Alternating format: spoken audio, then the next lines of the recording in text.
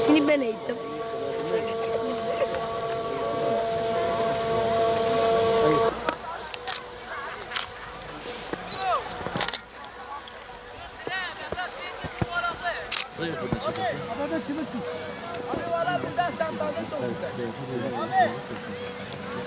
Gösterme.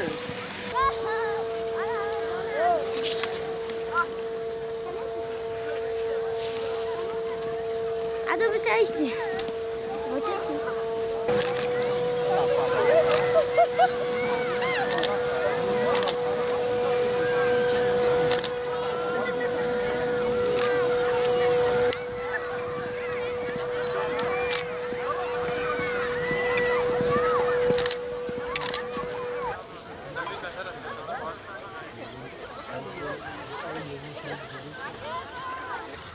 Güneş değil.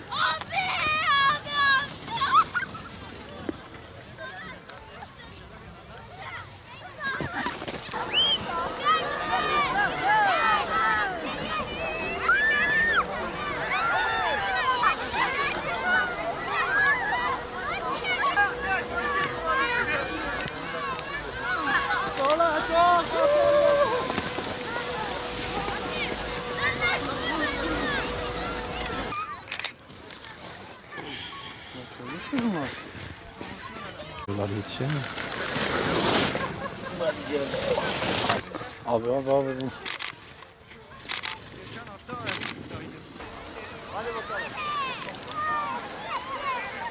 Hadi. Bacağının arasından git hadi. Hadi. Tek kere.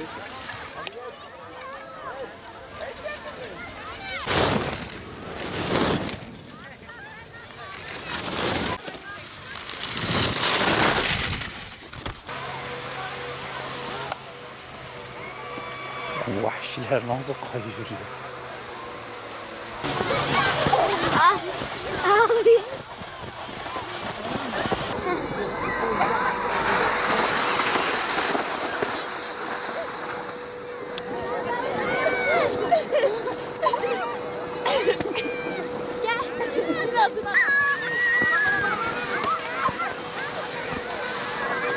Ne yapıyor?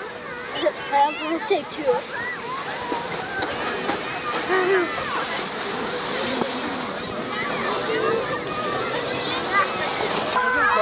Yavaş yapıyor. Hazal.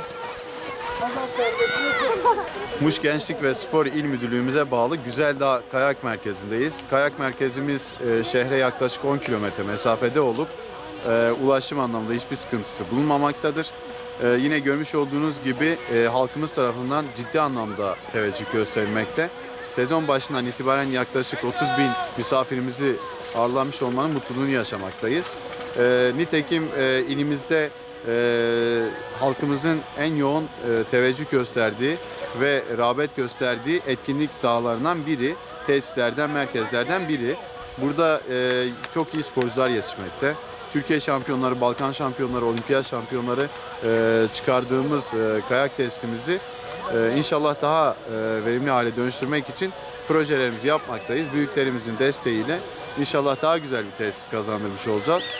Nitekim Güzeldağ Kayak Merkezi'nde çevre illerden de ciddi anlamda rağbet olmakta. İlimiz mevsimsel şartlar itibariyle de kayak sporuna ve kayak aktivitesine çok müsait bir il. Karasal iklim dolayısıyla kar kalınlığı bazı noktalarda 3 metreyi bulmakta ve kayak sezonunu diğer bölgelere nazaran biraz daha uzatmakta. Bu yüzden kayak sporunu da çok önemsediğimiz gibi kayak tesislerimizin daha aktif kullanılması için, değerlendirmesi için de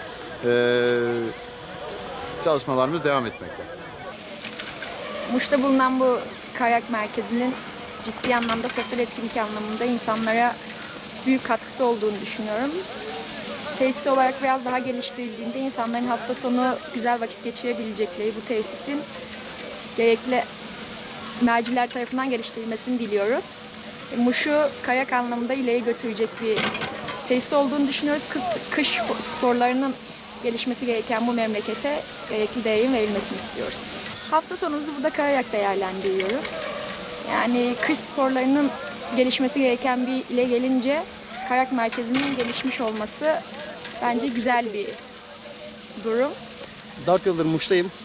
Muş Kayak Merkezi Muş'taki hem Muş halkı için hem dışarıdan gelen insanlar için sosyal aktivite olarak çok güzel bir ortam.